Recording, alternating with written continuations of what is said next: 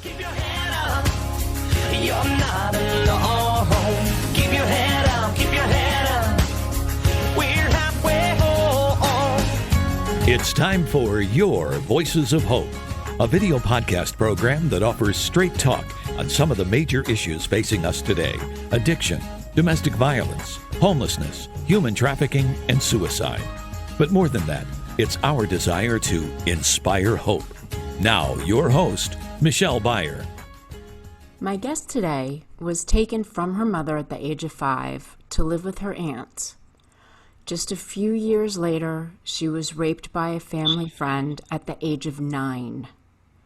That continued with the neighborhood men, and finally she got pregnant by her cousin's husband at the tender age of 13, with her first child, a little baby girl.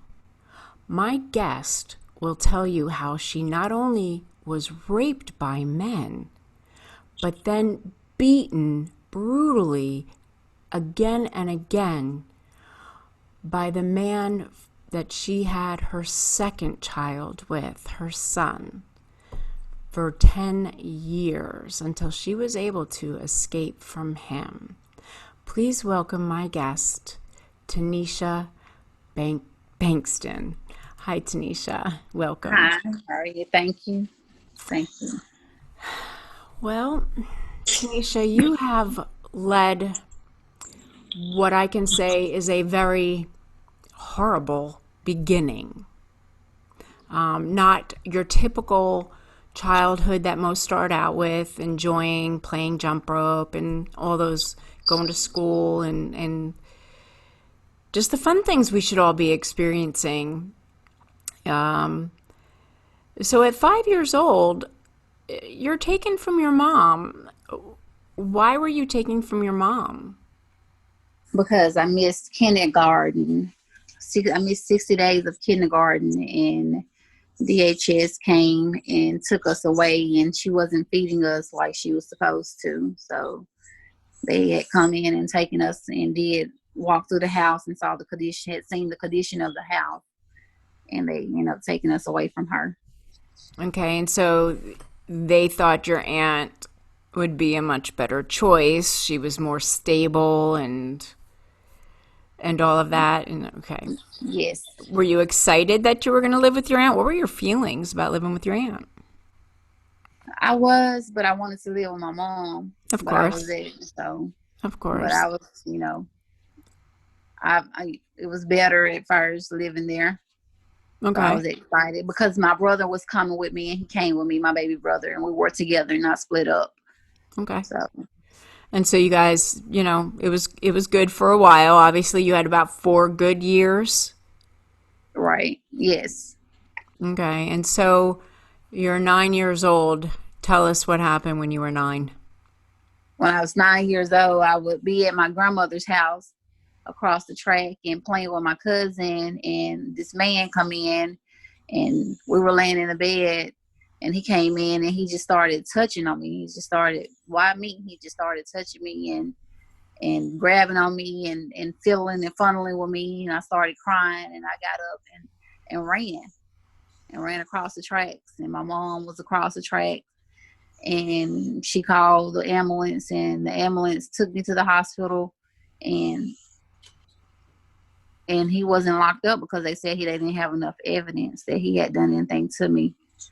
And so I went into a shell, and I never came out of that shell. So, because nobody believed and trusted me, they said it never happened, but I knew it had happened. So nobody in the family was believing you, and then from there it just escalated with other men? Because yes. Once a child has been, I know that when we're touched, it's almost like there's something about us that other men can pick up on, and I don't know what that is.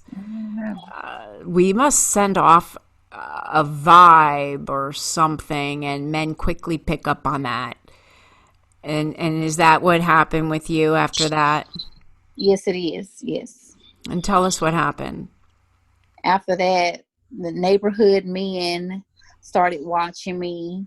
One of them, as I was buying candy from the candy store, he had written me a letter and given me the letter and asked me if I would be his girlfriend. And one day he called me in there and took me to the back of the room and said I was pretty and I want you to be my girlfriend. And he laid me down on the floor, and then I was scared to say stop and say no. And he had sex with me. Like I say, I was 12 and he was in his 30s. And Oh my that just went gosh. on for a few years, and that Did just went you on for. did you tell anybody? Did anybody see this? That, I mean, he's 30, you're 12.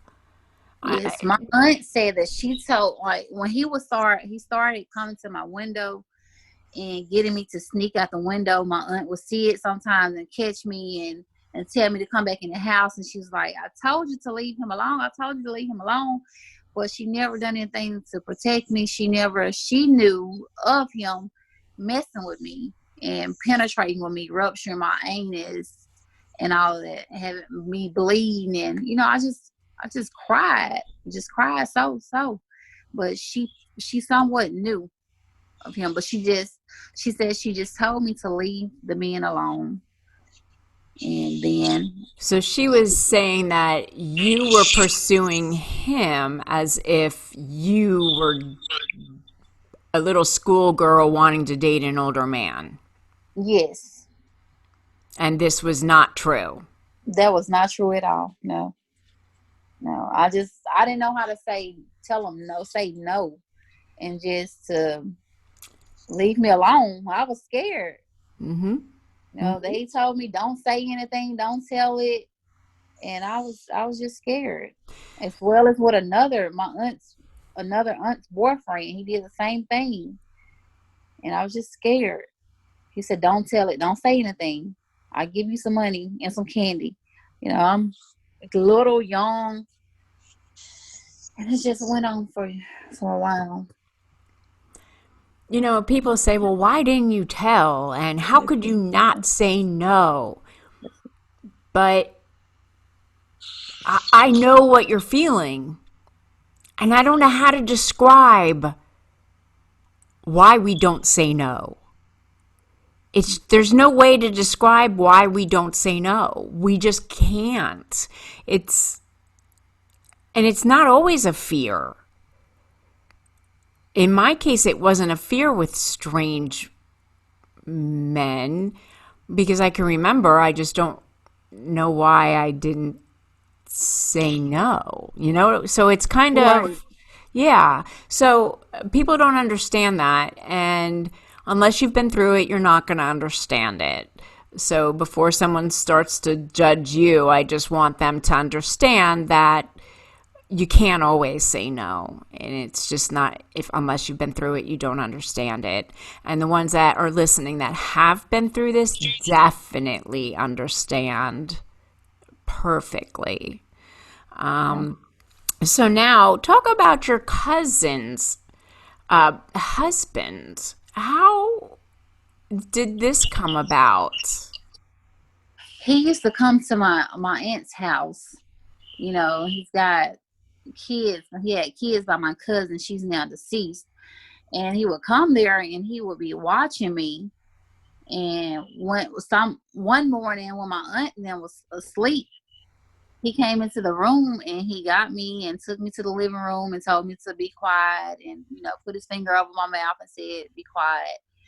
And he started having sex with me. He had started getting me to walk to his house to come over there and have sex with me and turn porn on and get me to watch porn. And I'm just like, what? But the whole time I'm just scared to tell anything or say anything.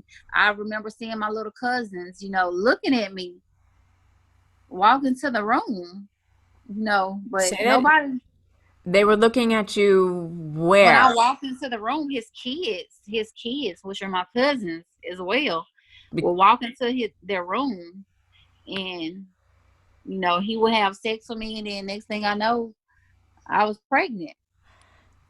But the kids knew what was going on? They knew what was going on. The kids, yes, they knew. And now, as I'm older, they said that it was my fault as well because I knew what I was doing. I should have said no. Don't just blame this on their daddy like their daddy just did this to me. And yes, so and that's what I was told. Like, this is your fault. You could have said no. You could have said something. You know what you were doing, Tanisha. Don't try to play their slow road. That's what Okay. they. So he gets you pregnant. He gets me pregnant. I get pregnant at 13 and had And her when I turned 14. Like I said, I almost died on the table because I was too young to be having a baby. And the doctor said I was too young and my body was not ready to be having a child because I was only a child myself. And so the so why did the doctor and the nurses, why didn't they call Children Protective Services on I mean, if I was a nurse and a 13 or 14-year-old now is having a baby, she almost dies on the table because she's 14 and she shouldn't be having babies. Why? I would call Children Protective Services. Why didn't anybody call, or did somebody call? nobody called. Child Nobody Protective called the Services. police. Nobody never called the police. Nobody never called the police at all. Police, DHS, nobody was never called. So Nobody was ever called. Now, I'm going to go out on a limb, and I usually do. I am, people that know me know I do not hold back because that's just who I am. I just don't care. Do you think that perhaps because you're African American and that's just it's just another one having another baby, that's all they do is drug and steal and have kids, and do you think that's why that they didn't even bother to just help this poor little 14-year-old girl and call somebody and help you? I do. I believe that was why. Because that's I really do. disgusting. That makes me Yes, sick to my stomach. yes, yes. I believe that's why the police or DHS was not involved or called because nobody was called. Nobody. And that is what is wrong. Just one of the things that is wrong, in America. Okay? Profiling is one of the things I do not believe in. There's so many. All right, that's a whole other show. So I'm not even going to go there. So we're going to keep going because I can go on forever and get myself into a lot of hot water. And I don't need my producer yelling at me.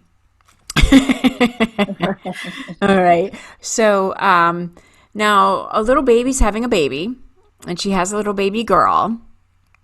Where do you go? Do you go back to your aunt's house? Does anybody know that you have a baby by a cousin's husband? Tell us where you went from there. Well, nobody. After I had her, and after the DNA test was done and proving that it was his baby, and my aunt, of course, knew. My cousin knew. My dad didn't know. I was back and forth with my dad, and he didn't know.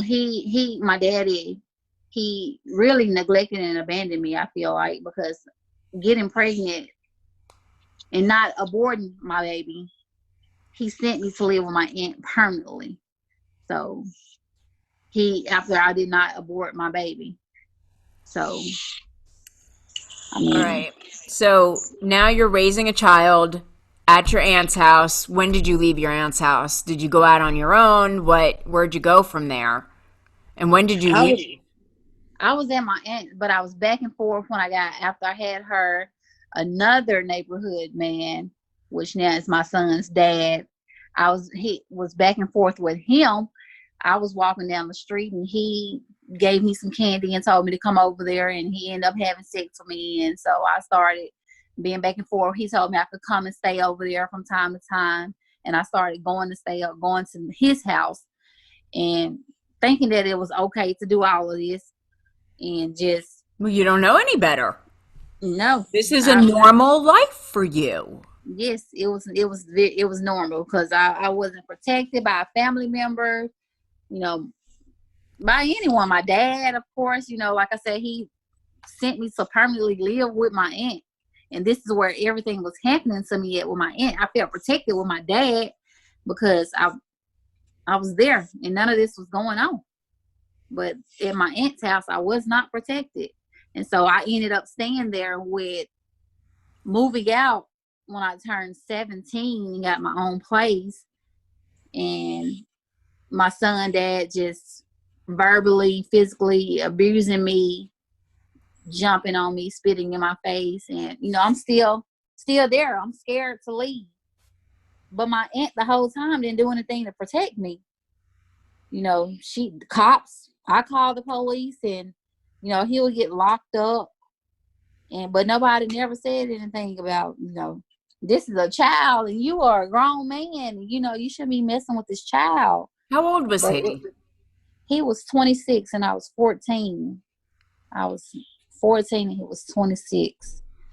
And got pregnant at 17 with my son. So it was just. And so you stayed with him for 10 years? 14 years. 14 years. No, 10. Oh, 10. 14 years. 10. From Okay. age 14 to 24. Okay. And so throughout this 10 years, this was a very abusive relationship. Tell us what type of abuse was it that you went through? I mean, did he hit you or what was it? Yes, he would hit me. He would jump on me. He spit in my face. When I was cooking, he would knock the food out of my hand and just set my furniture on fire. What? Yes, he set my furniture on fire. He gave my furniture to his sister, poured water on my furniture, and just jumped on me. Why did he do this? What was he saying? I mean, he was an alcoholic. He would drink a lot. Okay. He would drink a lot, and when he didn't want to work because he thought I would be talking to other men and everything, but I was not. I was scared to look at another man. I was afraid to look at another man. And so, it just went on for all these years. And now I just feel like I'm in debt in student loans because I was young, 18, and getting these student loans, trying to provide for my children and a house at the age of, 18 and on up. So I'm in student debt with student loan. Right. And just trying to provide, and because he wouldn't work, he was so insecure and so jealous. He did not work. And right to this day, he's working and driving trucks and he's with another girl, but he jumps on her still.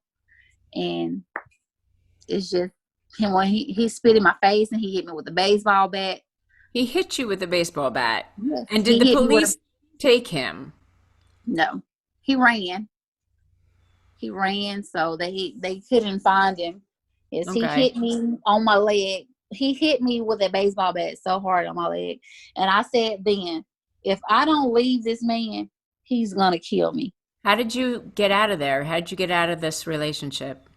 Because you are out of this relationship, correct? Yes, I'm out of this relationship. Thank God. I met a friend on Facebook, and we started messaging, talking to each other. And I asked him if he wanted to date, that he wanted to talk. And I told him I was in an abusive relationship, and he was a bodyguard. And I was like, I just need help getting out of this relationship. And he said, yes, we can start, we can date, we can talk. I like you. And we just started. I was like, he said that he wasn't worried about him messing with him. And so from there, he started coming over to my house, staying with me and staying there and basically like my protector. And he was my way out of that relationship. And he helped me out of that relationship. And that's how I got out. Okay. Did your ex torment you when you left? Because I know most men do. When you try to escape, it's not very easy to get out of a relationship like that. They just don't say, okay, bye. Okay. They don't. It's a ego thing too. They've got to keep you. Your possession. So Yes. was it easy? No, it was not easy. He would hide in a closet sometimes, What do and you mean with the hide in the closet? he would hide in my closet at my house. After I put him out and I had a restraining order on him, he would be hiding in my closet some nights. And I would go home and he would come out the closet. I would have to run out the house. And he would not let, it was at least 6 months to a year before he just let me go. Did He just he let me go. did he ever beat your children? No, he never beat my children. They just witnessed the abuse and the verbal abuse and him throwing my son's bike into the room because we had to lock ourselves in the room. I mean, maybe he would have if he would have gotten in the room, trying to get to me because he was so angry all the time for no reason. Did he usually just do this while he was drinking? Was he when he was sober, did he, hit you? He did when he was sober, but it's like it was worse when he was drinking. So it didn't matter whether he was drunk or not, he was just abusive. Yes. Okay. All right. So now you're free of him. And how many years ago was that? Let me see. I left when I was 'Cause you're 24. 32. I'm 32 now. So that's been what, 8 years? 24 and 6 is 20 and 2. So 8 years. So you've been free for 8 years. For 8 years. And how has this affected your daily life? Are you sleeping at night? Are you afraid of your shadow? Um, how has this affected your life? I mean, you must have PTSD. You've got to have so much going on. Yes, it affects my life. It does. I have nightmares. I toss and turn all the time. I go in and out a lot. Like I'm What do you okay mean? I'm okay 1 minute, and then the next minute I'm like spazzing out sometimes. Okay. And it's like I have so much fear in me. I'm afraid to open up and to step out on faith. And I'm just afraid. My childhood is affecting my adulthood. It usually does, one way or the other. Now, you have two children that watched this happen, and those children are a 17-year-old daughter now and a 14-year-old boy. What are they like at this point in time? Are they good in school?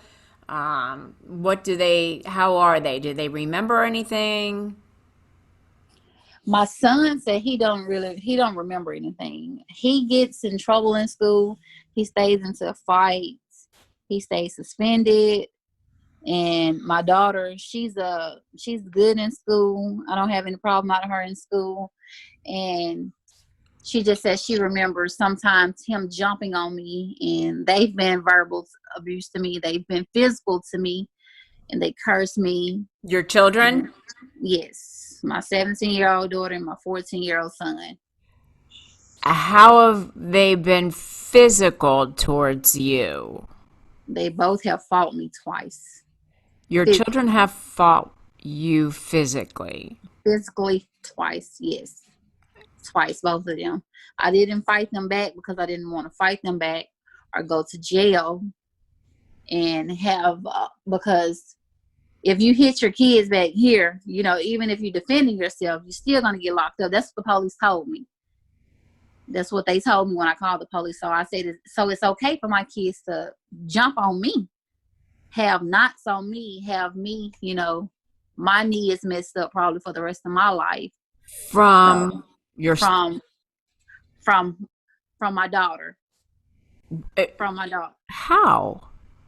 because she felt her all of her body weight fell on me, and I locked my legs around her to twist her off of me, and I guess from her weight falling on me and me twisting her off of me, you know, she's solid. She's a weightlifter, and she deadlifts and everything, and just get twisting her off of me, telling her to get off of me. It messed my knee up. So I work out. I can't do certain workouts anymore. And, I just have a lot of flashbacks from that, a lot of trauma from that, from my kids fighting me. They witnessed my son's dad fighting me, and now here they are growing up fighting me. And so So your it's just children are going hard. to need some therapy and some anger management. Have you gotten them into therapy and anything yet? Have you thought about it? Yes, so we did family therapy, and now they're both in school-based therapy. Okay. Okay. And schools are now getting into that therapy, which is great. I'm happy about that. And what are you doing for yourself to, are you working? Are you going to school? Are you doing therapy yourself? What kind of self-care do you do? Because you've got to be taking care of yourself as well. You're 32, and you have a 3-year-old daughter Yes. as well. Somewhere along the lines, you had another child. So what are you doing for yourself? I'm going to therapy. I see a therapist, and I just, I write a lot, and I Okay. pray. So I write, and I'm not working right now. I'm a licensed insurance agent. I'm self-contracted, but I'm studying for my real estate exam right now. And so, Good. thank you. That's So, that's that's a positive. And see, that's what I look for when I want someone to do, tell their story, because not everyone has to stay down. No one should stay down. Everyone could rise above what they've been through. You don't right. have to live that life forever. There's always hope. There's always a will. There's a way to come out of that. And you're doing that, aren't you? I am. I And how am. does that make you feel? Are you feeling empowered? I am feeling empowered. I feel like the more that I talk and, open up, it helps a lot. It decreases some of the pain and everything. And I just feel like I'm getting to be free, no longer living in silence anymore. And just, And so you've been living in silence. yes, I feel like I've been living in silence. Well, I have. I just started just talking. I Okay. mean, I've never just really talked about this before. I've just always kept it to myself, and it's been stuck with me for years. I've always talked about it to myself, but never to anybody else. I just feel like it is time. I just have so many skills. It's time to put my skills to use, and just Mm-hmm. Are you going to get backlash from your family when they eventually someone's going to come across this? This podcast will be out there and someone is going to hear this podcast. Are you going to get a lot of backlash? I am. And how, look, you say that with a smile, which means you are ready for that fight, girl. I Yes, love I it. am. You I know, am. good. I love to hear that. So, how are you going to combat that? I mean, I know you're going to be standing tall and say, it's my life, my story, and you can't shut me down. How are you? Tell me what you're going to. Exactly what you just said. This is my life. This is my story. I'm no longer gonna, feel like this, blame myself and say that this is my fault, because it's not my fault. All my life, as my childhood and older, I blame myself and said this is my fault, but it's no, I don't feel like it's my fault. And now it's time for me to take charge of my life and to move forward. So that's what I'm doing. That's what I'm gonna do. So You know, everyone has a story to tell. right, Everyone wants to be heard. And everyone's life, and I've said this before, all this has come into light now with Black Lives Matters, but I've always said, and everyone's life matters. So right, I'm not trying to change anything going on with the wording here. So, but I've always, because everybody has a story and everybody's story counts and things like that. So you matter. right. You are beautiful. I said that to you right away. I love your hair. Thank you. And you're special because you are going to do some amazing things. You're only 32 years old. And with that, and keep telling your story, because there's people that will continue to contact you. I mean, I found you through one of the groups that I go into, and I'm sure other people will as well. And you just keep telling your story, keep working through. I mean, we talked about your children, and kids can break our hearts. Yes. But eventually, they do come around, and we just have to be there, and we have to get them therapy to, hopefully therapy helps with them. Some people it doesn't, and I hate to say that, but with some people it brings back trauma for them, but it does help most, more than most. It really does. I'd say 99.9%. I loved my therapist. And I'm talking way too much. No, you do it. But you know what? It's been a pleasure talking with you tonight. And, My pleasure. you are such an inspiration. And I know that you are going to inspire more girls to come forward because you're not alone out there. And, what do you want to leave everybody with? That it is okay to speak up and to speak out, and, to know that it's not your fault. And no matter how people tell you that it was, and there are resources out there that you can reach out to, and that it's okay. Don't blame yourself. There are resources. There are different Facebook groups that you can search and join, that are private groups where there are so many survivors and so many different people going through things and have gone through things and still going through things, and you can communicate with them, and that's been helping me a lot. And I've been meeting a lot of people through these groups, these survivor groups, and just resources and being interviewed, and it's helping. And just let them know that it is okay to speak, and that you no longer have to stay silent or stay in a shell like I've done. And I'm 32 years old. So this been going on since the age of 5. And Oh, you're amazing. thank you. And, I've only been talking to you for about an hour, but I'm proud of all the progress you are making, and how hard you are trying to be a good mom and bring your children up, the right way. And, but if you are a child and you're listening to this, if you can, this isn't a normal life to live. Call Children Protective Services. Tell them what is going on.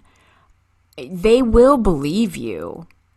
You know, it's okay. And I know people threaten. Did they threaten to hurt your family or hurt you if you told? Was that something that was said to you? No, they didn't do that. They just told me not to say anything. Okay. And I just didn't say anything because I was just afraid to say Right. anything. I know some, they threaten and say that. So please don't be afraid. Please go get help. You don't have to live that way, and you shouldn't lose your childhood because someone else has a problem, because it's their problem. It isn't your problem. So please reach out and get help. Well, Tanisha, I want to thank you so much for coming on the show today and being You're such a welcome. wonderful inspiration for everybody. You're welcome. Thank you for having me on here. Well, Thank and you. I want to Thank you thank for reaching everyone. out to me. I'm sorry? And I said, thank you for reaching out to me. Well, I'm so glad that I found you on there. And I want to thank everyone for listening. And I just want everyone to also remember one thing, and that is to always love yourself.